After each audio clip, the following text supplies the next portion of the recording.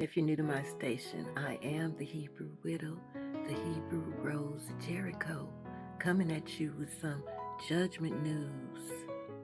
On this beautiful new moon Sabbath, oh my goodness, we gonna just talk about the fire, natal, and blast coming out of our Messiah's mouth. Oh my goodness. So I'm gonna show y'all these fires that's still going on in Israel.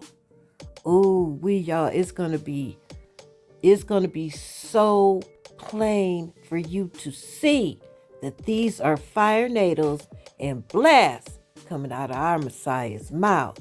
And then I'm gonna follow up by his human avatar, Ibrahim Traore. Because months before the pebble hit that pond in Niger with the coup d'etat, that mother told us that's gonna be a pebble in the pond. That fire, natal, and blast was coming out of our Messiah's mouth, and we all need to hear it. If you haven't pledged your allegiance to him, you will after you hear that one. So now let's go to those Israel fires. Oh my goodness. Looks like our Messiah with that fire, natal, and blast coming out of his mouth. I told y'all he's multidimensional. His human avatar is Ibrahim Traore. I'm going to play a speech later on in this video. And after you hear that speech, you too will want to pledge your allegiance to him.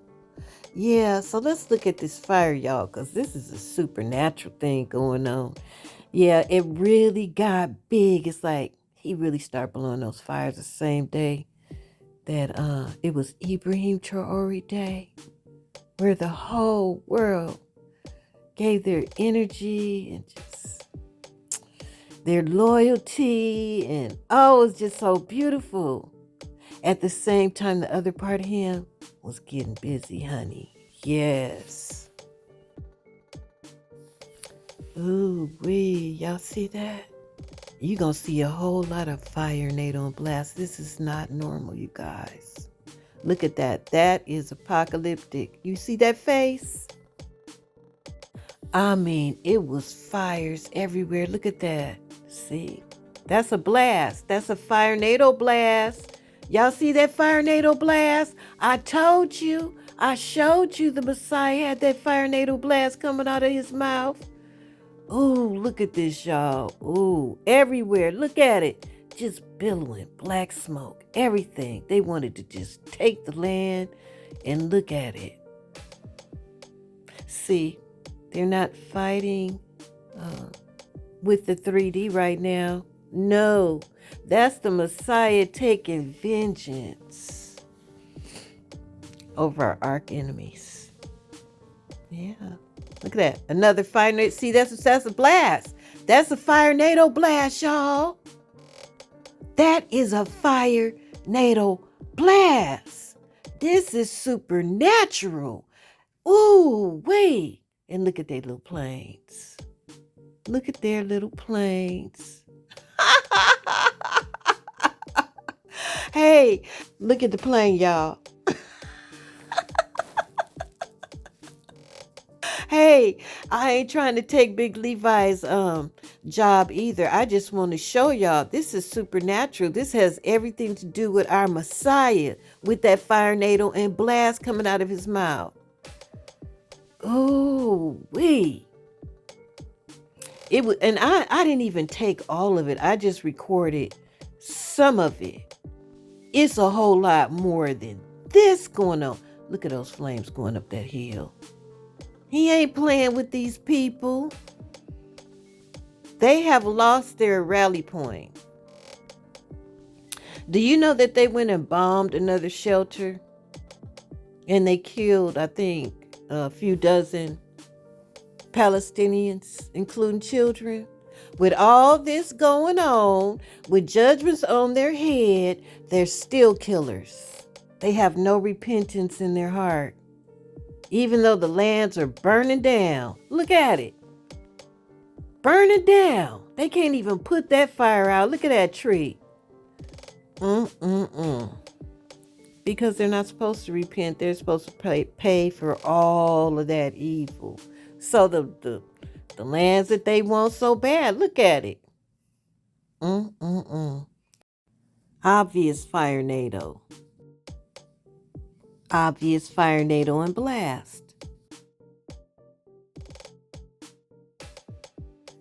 Definitely the Messiah. Oh, y'all. Wow. In the image of the Messiah mountain, that fire NATO and blast was not included for no reason at all.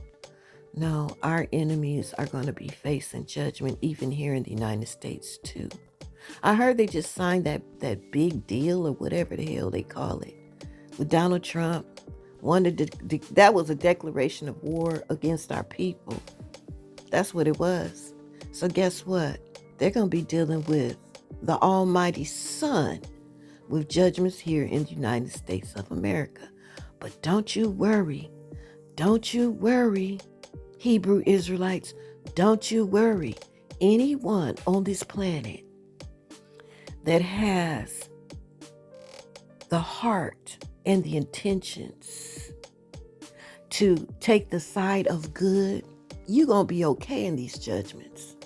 But all of our enemies, those that in their hearts, those that are in their hearts, in their whole makeup, they hate us the most, those people are going to be getting it just like Israel.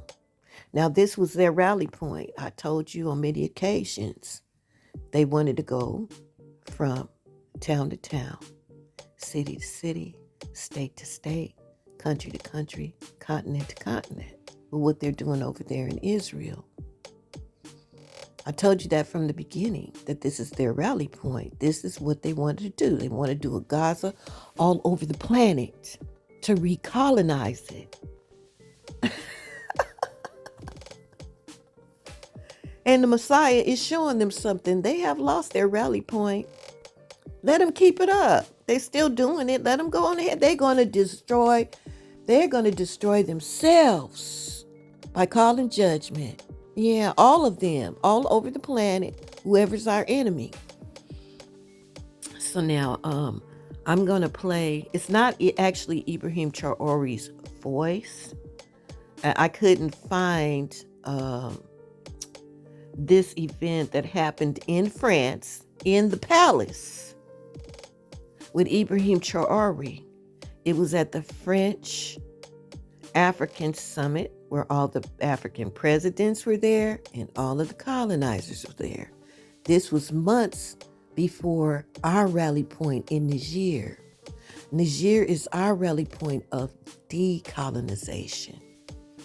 Okay, it was a model. That's what Mother told me. What happened in Niger was going to be a pebble in the pond effect all over the planet.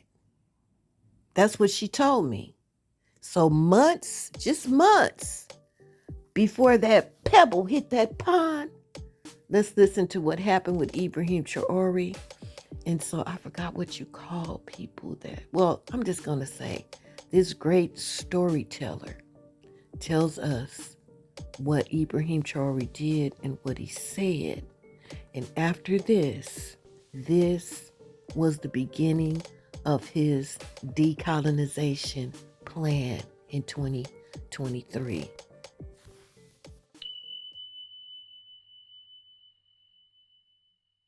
Traore's voice boomed without need for amplification, filled with decades of suppressed rage.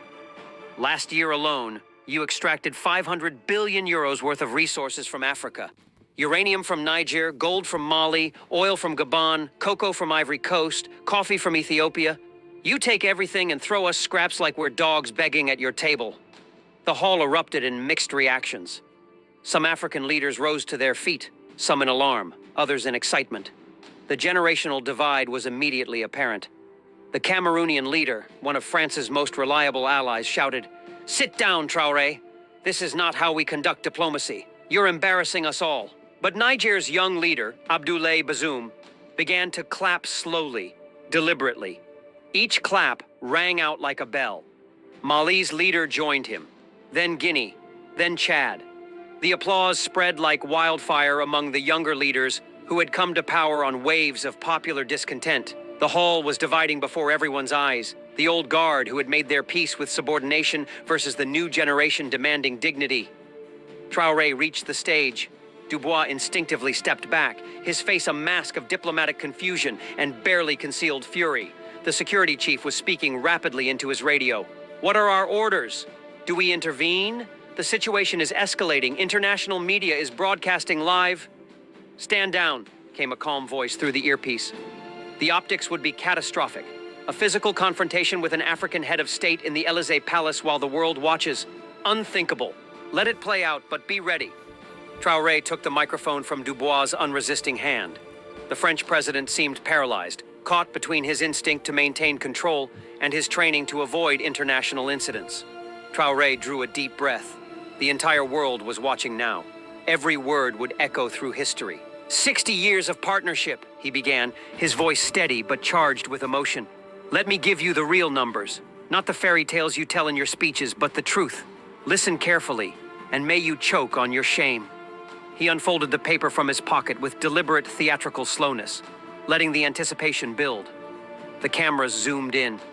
From 1960 to today, France has extracted 50 trillion euros worth of resources from Africa. Yes, you heard correctly. Trillion. Not billion. Trillion. And what did you give back? A total of 500 billion euros in so-called aid over 6 decades. That's 1% of what you took. 1%, and even that aid came with strings. Buy French products, hire French companies, follow French policies. The hall erupted in gasps and murmurs. Some leaders shifted uncomfortably in their seats. Others leaned forward, hungry for more truth. The mathematics of exploitation had never been laid out so starkly, so publicly, with the whole world watching. From Ivory Coast, you take cocoa at €1 per kilogram. The farmers who grow it can barely feed their children. In Paris, you transform it into luxury chocolate and sell it for €100. Who pockets the 99 euros difference? Not the African child who should be in school but works in the plantations. Not the farmer who can't afford medicine for his family. His voice rose with each sentence, decades of suppressed anger finding release. From Niger, you take uranium. 40% of your electricity comes from Nigerian uranium. The lights in this very palace, the electricity powering your factories, your homes, your entire economy. It comes from Niger, but 90% of Niger's population has no electricity.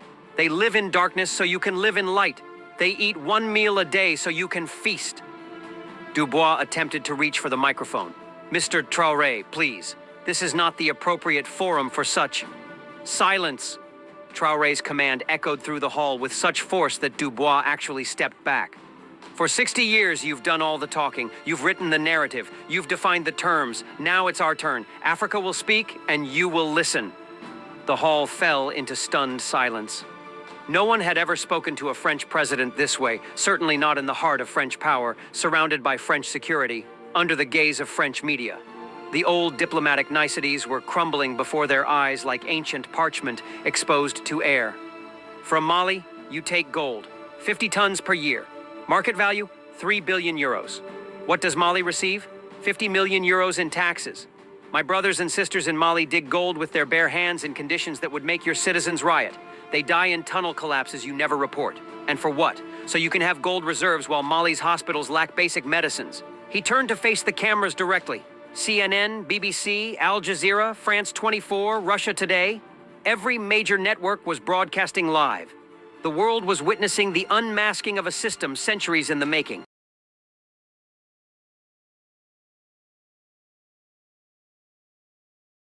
Centuries in the making. Is the world watching? Good. Then let everyone hear this truth. Africa is no longer sleeping. We are no longer your children to be patronized. We are no longer your subjects to be exploited. We are awakening, and your worst nightmare is our consciousness. Applause erupted from the back of the hall. Young leaders who had come to power through popular uprisings, military interventions against French-backed regimes, or genuine elections were on their feet. The energy in the room was shifting, tectonic plates of power realigning in real time. "The CFA franc!" Traore's voice thundered. "Let's talk about this currency you so generously manage for us. A colonial relic. 14 African countries still use this chain around their necks. Who controls it? The French treasury. Where are our reserves kept? In French banks. We need your permission to access our own money. Is this partnership or bondage? The elderly Gabonese leader, Pierre Bongo, stood up, his face flushed with anger. Enough of this circus. Security, remove this man. He's destroying decades of careful diplomacy. Traore wheeled on him, eyes blazing. Sit down, Pierre Bongo. For 40 years, you've been France's most faithful puppet. While your people suffer in poverty, you own 39 properties in France. While Gabonese children die of malaria, your children attend Swiss boarding schools. You are not a leader. You are a house slave who has forgotten he's African. Bongo's face turned purple with rage, but he couldn't respond. The accusations were too accurate, too well known. Others in the hall looked away, seeing their own compromises reflected in Bongo's humiliation.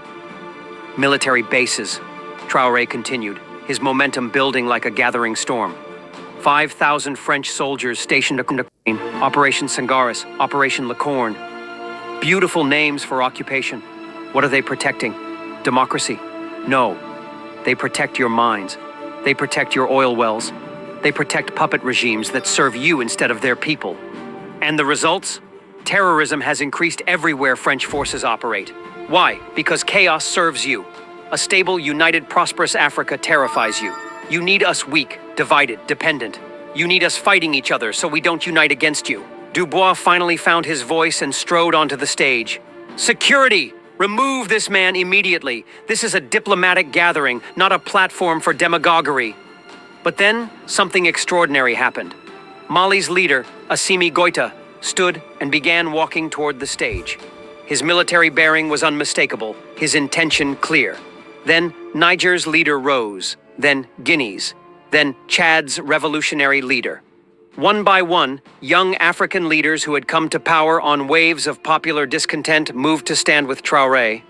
You cannot touch him, Goïta said firmly, positioning himself between Traore and the advancing security. He is our brother, Goïta said firmly, positioning himself between Traore and the advancing security. He is our brother, and more importantly, he speaks truths you have tried to silence for 60 years. If you want him, you'll have to go through us. The security guards froze, looking desperately to their supervisors. The optics were impossible. Forcing their way through African heads of state to arrest another African head of state would be a diplomatic catastrophe that would haunt France for generations. The hall was in chaos. Old leaders aligned with France clustered together, whispering urgently. Younger leaders formed a protective circle around Traore. Africa was literally dividing before the world's eyes, and the fault line was clear. Those who accepted subjugation versus those who demanded dignity. Traore raised his hand for silence, and surprisingly got it. Even his opponents wanted to hear what he would say next. "Look at this hall," he commanded, his voice carrying new authority. "Look at the faces here. Which is the richest African country? There isn't one. But which continent has the most natural resources? Africa. Do you see the paradox? Do you see the crime? The Democratic Republic of Congo has enough cobalt to power every electric car in the world. The entire green revolution depends on Congolese cobalt. But Congolese people walk to work because they can't afford bicycles. The country that will fuel the future can't keep its own lights on. South Africa has diamonds that adorn your queens and fill your museums. Diamonds that symbolize eternal love in your culture. But the miners who risk their lives in the depths earn $2 a day. Their children have never seen a diamond except in the rock. In Paris, in London, in New York, those same diamonds sell for millions. A journalist from Le Monde shouted from the press section, "So what's your alternative? China? Russia? Are they any better? You're just trading one master for another." Traore turned to address him directly, his eyes flashing. "The alternative is ourselves. The alternative is African solutions to African challenges. The alternative is keeping our resources, processing them ourselves, selling finished products instead of raw materials. Look at Japan. No natural resources, but they became a technology giant. Why? Because they invested in their people. Look at Singapore, a tiny island with nothing but human capital, now one of the richest countries per capita. Why? Because they controlled their own destiny. We have everything. Resources, land, young population, strategic location. But we remain poor. Why? Because of systems designed in Paris, in London, in Washington to keep us as eternal suppliers of raw materials and consumers of finished products." Dubois managed to grab another microphone from a technician. "This is absurd," Africa needs Western partnership for development. Without our expertise, our capital, our markets... Your expertise? Traore's voice boomed so loud the speakers crackled. We built the pyramids when you were living in caves. We had universities in Timbuktu when Paris was a muddy village. We performed cataract surgery when you thought disease was caused by evil spirits. Don't talk to us about expertise. Your capital? Capital stolen from us? The wealth that built your banks came from African gold, African slaves, African resources. The Louvre is full of African art. Your museums display our ancestors' remains. Your entire industrial revolution was financed by African wealth. Your markets?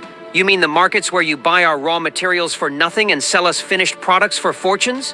Where you dump your agricultural surpluses to destroy our farmers?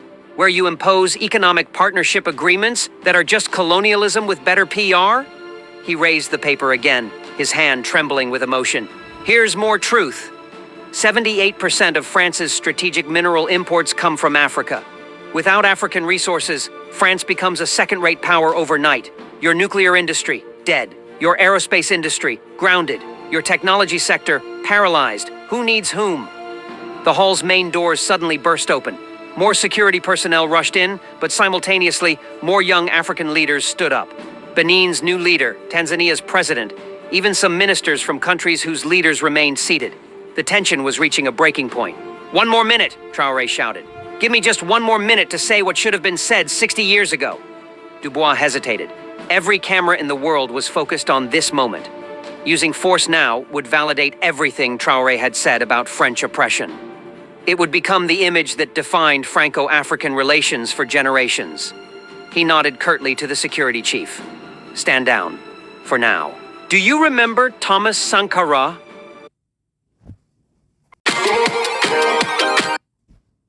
Traore's voice cracked with emotion for the first time. My hero, my inspiration, the man who showed us what Africa could be. He said, he who feeds you controls you. So he made Burkina Faso food self-sufficient in 4 years. What happened to him? You killed him! October 15th, 1987, 12 bullets in his body. Why?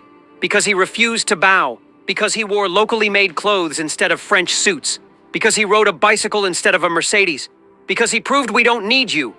Tears were streaming down his face now, but his voice remained strong. Patrice Lumumba, the hope of Congo, dissolved in acid. His body destroyed so there would be no grave to inspire us. Kwame Nkrumah, the visionary of African unity, overthrown. Sylvanus Olympio, assassinated in front of the American embassy. Muammar Gaddafi, whatever his faults, he dreamed of African currency backed by gold. What happened? Bombed. His country destroyed. Now a slave market.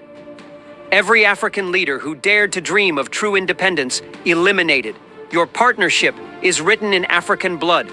Your prosperity is built on African graves. But here's what you never understood. You can kill the dreamer, but you cannot kill the dream. We are Sankara's children. We are Lumumba's grandchildren. We are Nkrumah's spiritual heirs, and we say enough. The hall exploded. Half the delegates were on their feet, applauding thunderously, the other half shouting in anger. Africa's two faces, the colonized mindset and the liberation consciousness, were confronting each other in real time. My final words, Traore said, his voice cutting through the chaos with laser precision. France, you have a choice. Become a true partner based on equality, justice, and mutual respect, or lose Africa forever. The colonial era is dead. We are burying it today, here, now, in this hall. He set down the microphone with deliberate finality and began walking toward the exit. Behind him, the leaders of Mali, Niger, Guinea, and Chad followed. Then Benin's leader stood, then Tanzania's. Even some ministers from allied countries joined the exodus. Stop! Dubois shouted desperately. You cannot leave! This is a diplomatic gathering. There are protocols, the agenda. Traore turned at the door, a slight smile playing on his lips. Protocols? Agendas? Those are chains you use to maintain control. Watch us break them. Learn something. Free people go where they choose. 14 African leaders in total left the hall. The imagery was devastating. Empty chairs scattered throughout the room, each one a vote of no confidence in the French-led system. The cameras panned slowly across the half-empty hall, capturing history in real time. Those who remained sat in uncomfortable silence. Some whispered urgently among themselves. Others stared at their hands. A few tried to maintain dignity, but the damage was irreversible. Dubois grabbed the microphone, trying desperately to salvage the situation. This unfortunate incident should not overshadow the important work we do together. The program will continue as planned. Our partnership remains strong. But his words echoed in a half-empty hall. The 60th anniversary celebration had turned into a funeral for French influence in Africa. Outside, journalists swarmed around Traore and his fellow leaders like bees around honey. Microphones were thrust forward from every direction, questions shouted in multiple languages. President Traore, how do you feel right now? I feel free, Traore said simply, his voice calm now. For the first time in 60 years, truly free. Not just politically free, but mentally free. The mental chains are the hardest to break, but once broken, they can never be reforged. Aren't you worried about French retaliation, economic sanctions, military pressure, covert operations? What more can they do? Traore responded with a shrug. Impose sanctions? We're already poor by design. Sponsor a coup? Let them try. My people are awake now. You cannot coup consciousness. You cannot assassinate awareness. You cannot embargo enlightenment. Mali's leader Goita added. Today, history was written. This is Africa's second Independence Day. The first was political theater. Flags changed, but the system remained. This is real independence, psychological and economic. A CNN reporter pressed, but practically speaking, what happens now? How do you disentangle from decades of economic integration? The CFA franc, trade agreements, military cooperation. Now, said Traore, his voice carrying new authority, we forge our own path. We strengthen the African Union into a real force, not a talking shop. We create our own currency backed by our resources. We process our own raw materials. We trade with whoever offers fair terms, including France, if they accept the new reality. And if they don't, then they will watch from the sidelines as Africa rises without them. The Chinese are already here. The Russians are interested. The Indians, the Turks, the Brazilians. The world is bigger than Paris. But this isn't about replacing one master with another.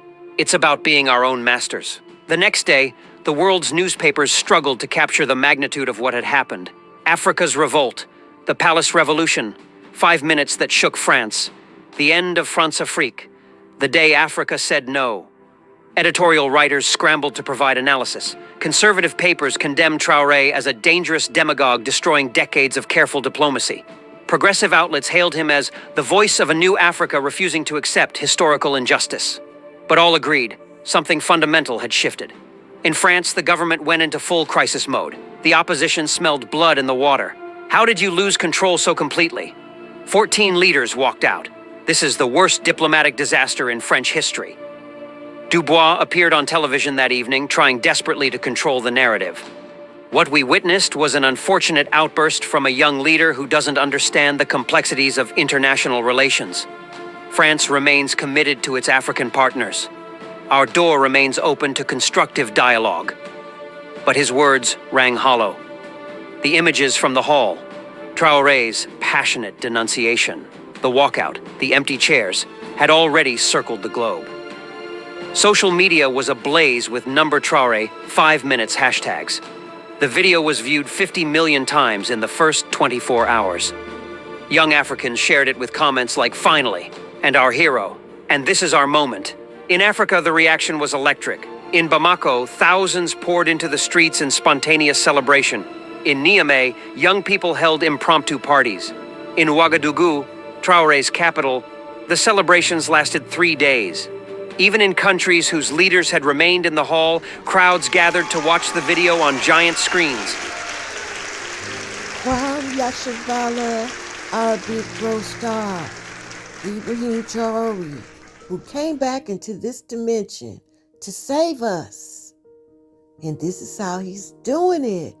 And I stand in full agreement with every word, every accusation against our enemies worldwide. They did the same thing over here in the United States of America until only 1% of farmers of this big country is owned by black farmers. Actually, it's less than 1%. It's only 1.4% farmers. Yeah, genocide after genocide, the same old tricks Father Hashatan has used, and your son accused him of them all, and we agree. My energy totally agrees with every accusation of how they cheated. And while they tortured your people with poverty. They killed your people, your children, mother and father. They killed your children. All of Hashatan's kingdom. When they came in, they killed. And then they stole everything. And then they used paper magic to keep it going. For decades and centuries, they have used nothing but evil. And your son came against that evil, Father, on that great day. On that great day. And that's why I pledge my loyalty and my allegiance to him. I know that he is the King and the God of this earth. Came back to save us from the wicked ones. Yes. And Kwam Yasharala for blowing that fire NATO and blast out of your mouth. Oh, how great you are. You set a fire at the French African Summit. You set a fire upon our enemies in Israel, the model and the rally point of their colonization, and what this recolonization would have looked like. But Father, I know that you're going to answer. I know that you are, because that request of our Bro Star receiving a peaceful transference of power, I know you're going to grant that, because humanity that have chosen the side of good unselfishly and have used their energy for the side of good and to fight this evil, Father, they don't deserve for Hashatan to pull that rampage in his script that Mother told me was a script with his Antichrist, who they put Donald Trump in the role of. And he so-called passed his paper magic again. The great whatever, sweet deal. I don't even know what they call it. I know it's of no importance, Father. Nothing but paper magic. And Father, I ask that paper magic right there be a curse unto Donald Trump, the Antichrist, and everybody in Hashatan's kingdom. That big deal, or whatever they call it, Father, bring them down so that my big brother, the good and the righteous, Ibrahim Traore, can take his throne in this 3D. Father, I see where you have pushed that button. You pushed the button, Father. You activated that judgment upon Israel, that targeted judgment. Thank you, Father. And if that's the way it has to be with this destruction, let it come by the host of the Most High, not by the hands of Satan that want his mark of the beast and put the world in terror and do a Gaza all over this earth. Not by their hands, Father, where they want to send in the FBI and Ku Klux Klan and all of those Nazis to come and attack us, Father. Not by their hands, Father, the lynchings that they have continued to do. Hashatan, I rebuke you in the name of my big brother, the Messiah, and his kingdom, and I call upon all of his fellows to go against you for the last lynching. You overstepped your boundaries. I rebuke you, I bind you up, and I restrain you from any other lynchings. Abracadabra.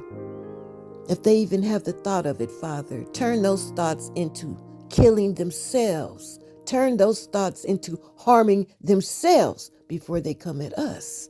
Abracadabra. Father, Donald Trump has declared war upon us in the time of this great reset, and we know we don't have any power against him, but you do, and we know what you promised in Psalms 37, and we have stayed the course of Psalms 37, just like our Holy Mother told us to. King David gave us our instructions for the time of this great reset in that prophecy. And you promised us, Father, that one day we're going to be looking for them. But they're not going to be anywhere. They're going to disappear. We're going to diligently look for them because it's going to be so unbelievable that the Antichrist Donald Trump, his cabinet, Nazis all over the planet, the 13 families, all of those on power seats that served the kingdom of Hashatan is just going to disappear. And we're looking forward to that day, Father, because then we know. Then we will know it's all over. And it'll be good from here on out. Father, we thank you for showing us the power and the magic of our kingdom. Thank you for showing me the powerful military of our big brother's kingdom. The gods, the angels, the archangels, the heavenly fleet, the Atlanteans. Thank you, Father. Because I know who got our back. I know who has our back, Father. I know who's fighting in this fight. Ibrahim Traore has been surrounded by the enemy, and they're being taken down one by one, just by him blowing that fire, NATO, and blast out of his mouth. Is setting the whole continent of Africa and here in the United States of America and all over the world is setting a fire within us. Thank you. Kwam Yasharala Big Bro Star Ibrahim Traore. Much honor, much respect. I pledge my allegiance to you and your cause, and I thank you. Much gratitude for coming back to save us. You are our hope. You are the light of the world. And we thank you for returning into this wicked matrix to destroy the evil. Kwam Yasharala. Much gratitude to the heavenly host fighting this fight for us. Kwam Yasharala. Much gratitude to all of your fellows. All of your fellows in the universe. Much gratitude. We know who have our back. Yes. Thank you, Father. Thank you, Mother. STARSEED United, you know what to do. Give your Father praise and glory. Adore your beautiful mother and pledge your allegiance to our big brother. Our big brother has returned, the King and the God of this earth. That is one of the downloads that I have for you today. Yeah, I've already started doing another video because we're having successful coup d'etats. More that pebbles in the pond. The centrifugal force have increased. Yeah, the pebble in the pond of us getting all of our lands back, all of our wealth back. Yes, I'll be coming back with another video shortly, but this is the one that I have for you today. Yeah, we analyzed that fire, NATO, and blast coming out of our Messiah's mouth, both here in the 3D and from the 5D in the 3D. Honey, it's much more to this than we can even imagine. And the Most High God of Israel privileged, appointed, anointed, and chose me to discover all of the magical, powerful things. Not all of it. I just scratched the surface, but it's enough for me to know who got our back. It's real. It's real. The power of our kingdom is real. All we have to do is continue to trust in the Most High and do good.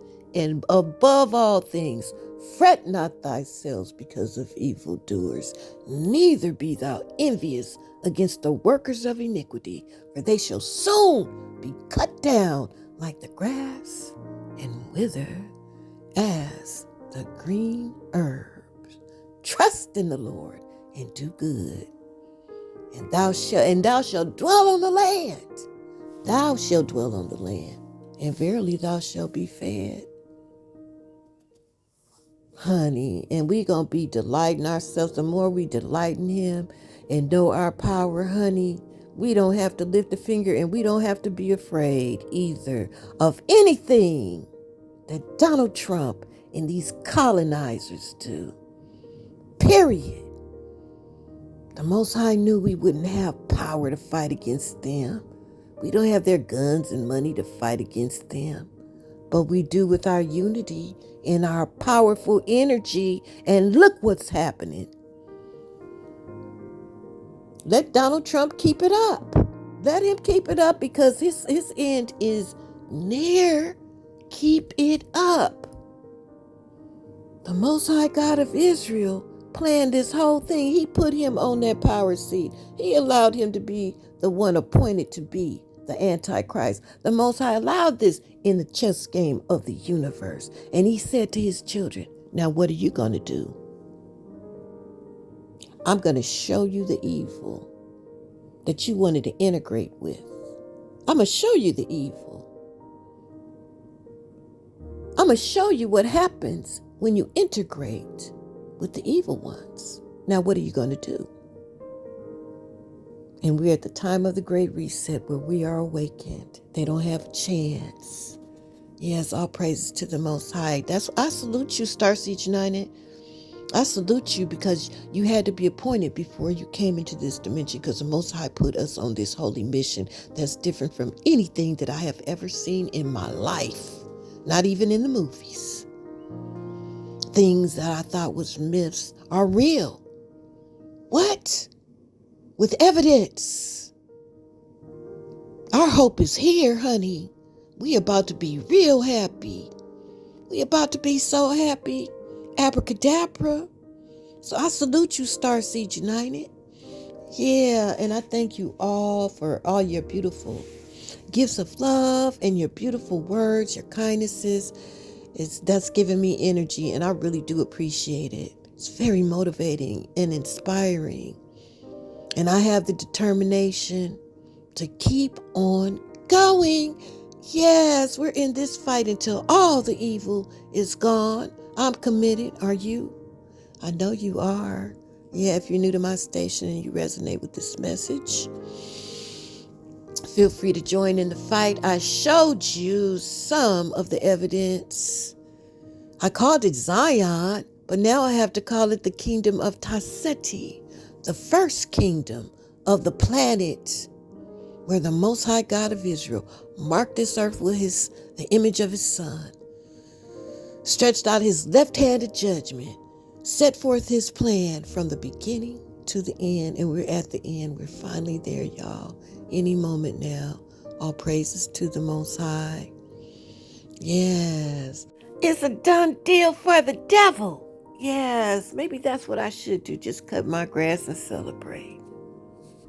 And I'm foretelling from what I see and what I know that judgments are about to hit this planet. The judgments are going to be very targeted. And there are going to be judgments of all different kinds coming our way very shortly. Yes. Special shout out, Soulfully Sowing Seed. I love you, sis. I love you. I love your personality. You got him. You got him, girl. Oh, you got a fire tornado and blast coming out of your mouth, too.